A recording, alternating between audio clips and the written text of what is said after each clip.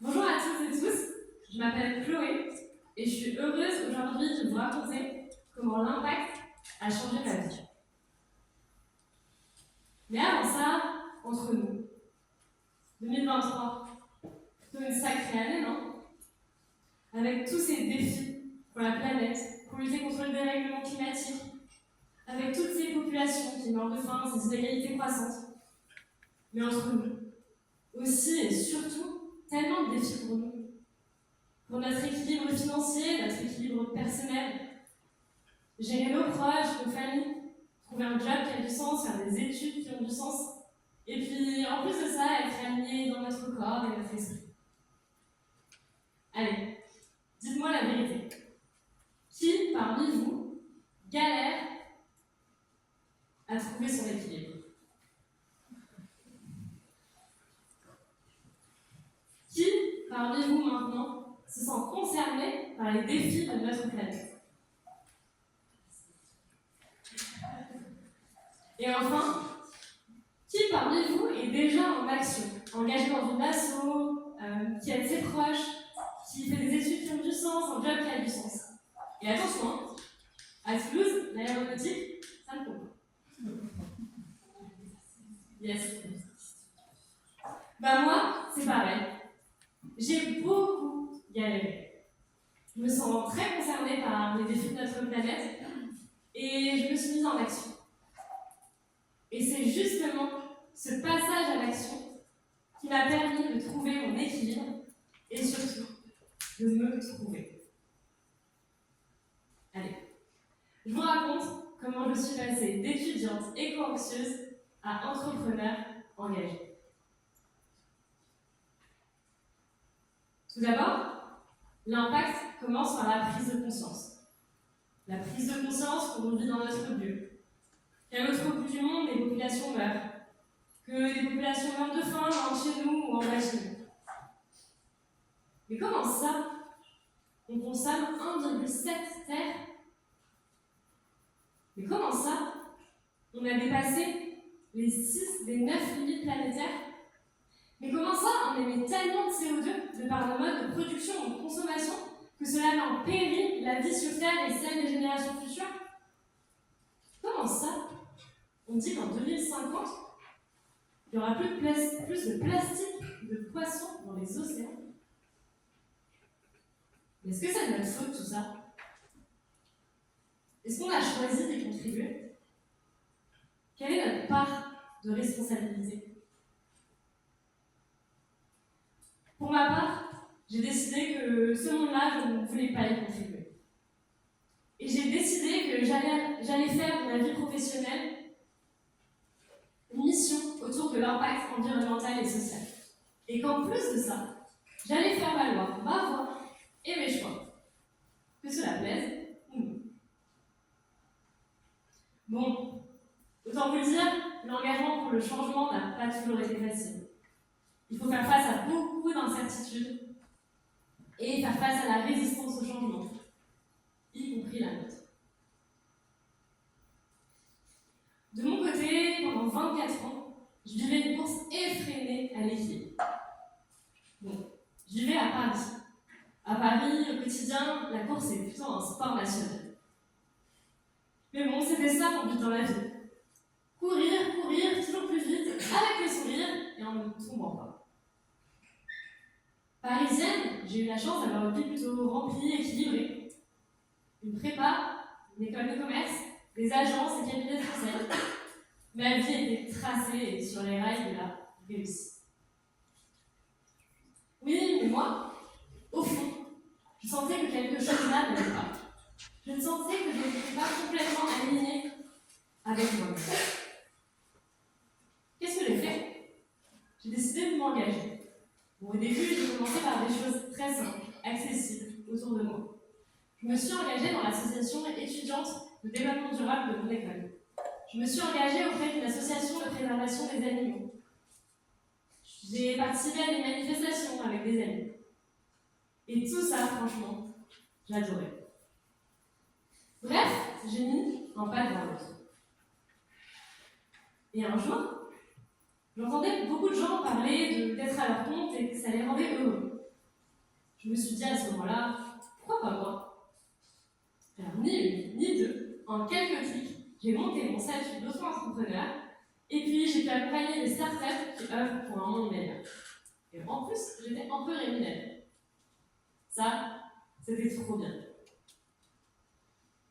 C'était trop bien, mais ça restait du à côté ou du bénévolat. Car oui, on est en 2019, 3 ans après mes études, l'impact ne constitue pas encore la majorité de mes journées. J'en suis à ma 3e année dans le même cabinet de conseil, et cette fois-ci, on m'a changé de mission. Préparez. Une mission de rêve. Hyper éloignée de Paris, de chez moi, avec un casque, des écouteurs, en train de parler pendant des heures en anglais avec des Indiens sur des logiciels dont je ne comprendrai jamais l'utilité. Et en plus de ça, bien sûr, je faisais des réunions pour lesquelles je devais faire des comptes rendus et je faisais des réunions pour parler de ces comptes rendus. Bref, tout ça n'avait aucun sens pour moi. Et puis, entre nous, pour qui ça a du sens, ça? Mais bon, ça le faisait. Ça le faisait. C'est ce que je croyais.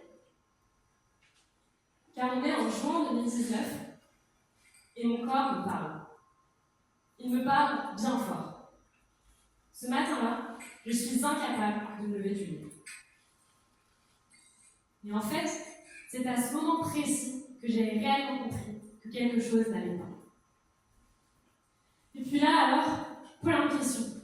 Mais pourquoi suis-je si mal? Pourquoi sortir d'une vie professionnelle équilibrée? Pourquoi renoncer potentiellement à un bon salaire?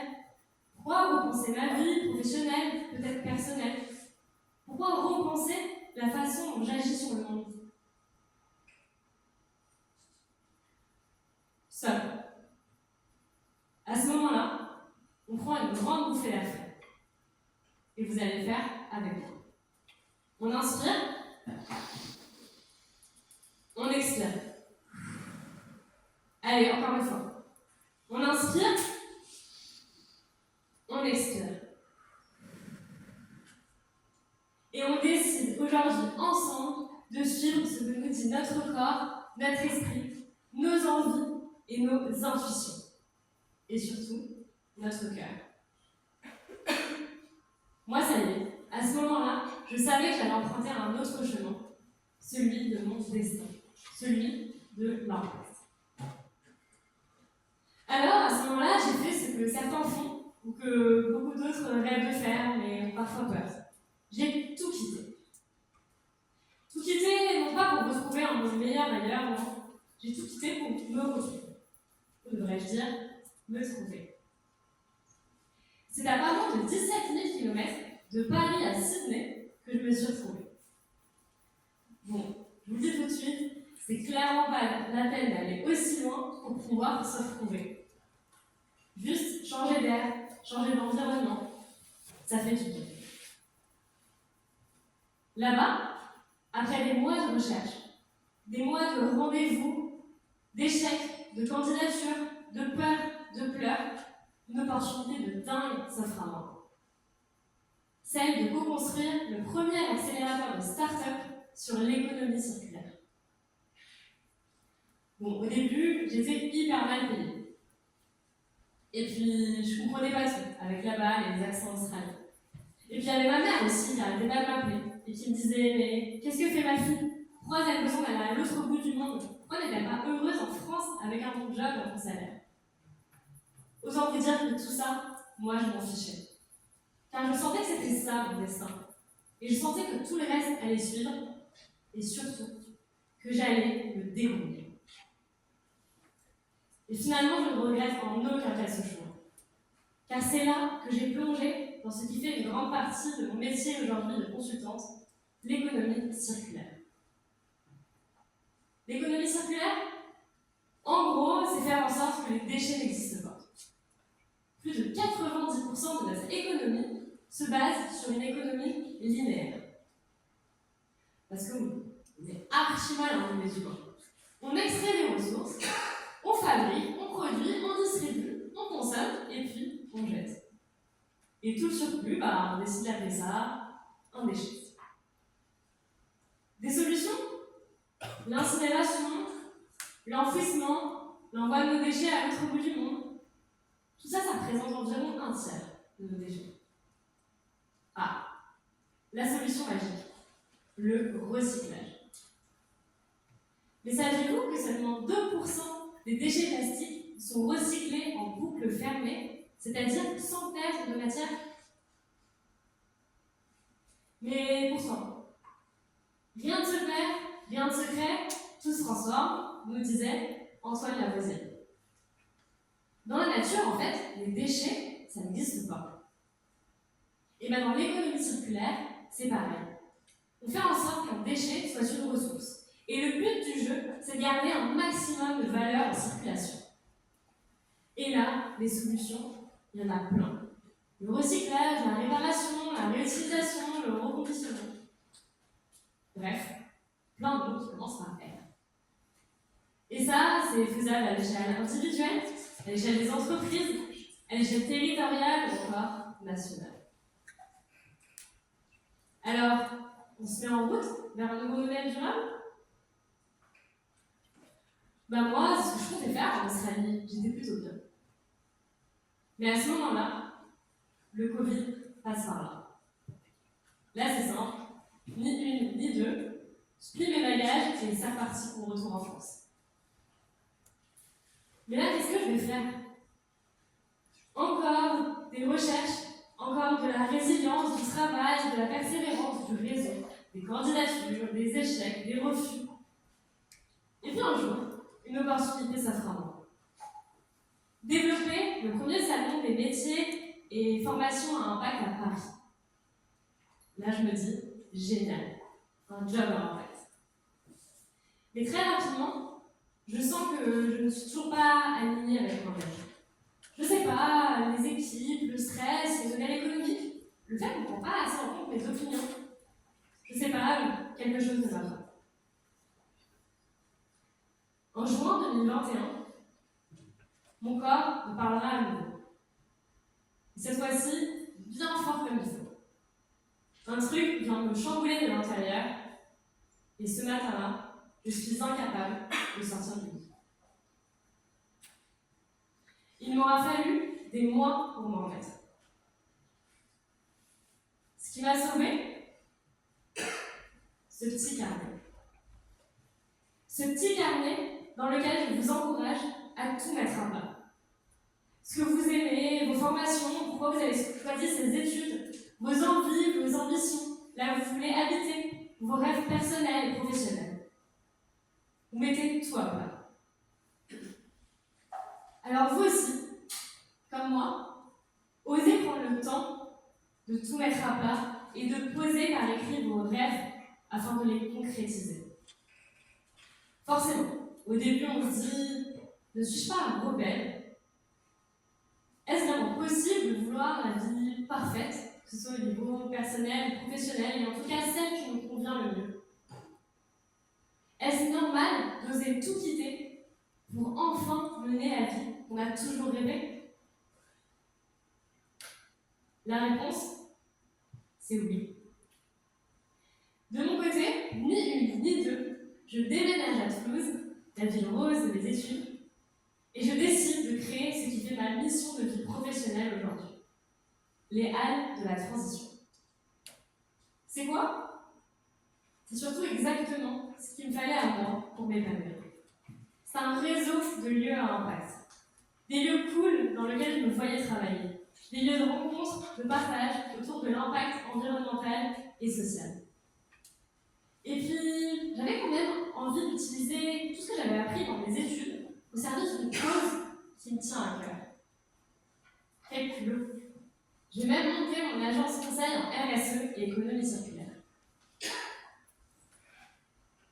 Alors au début, tout ça, c'était juste une idée. Beaucoup de rencontres et clairement, beaucoup de travail.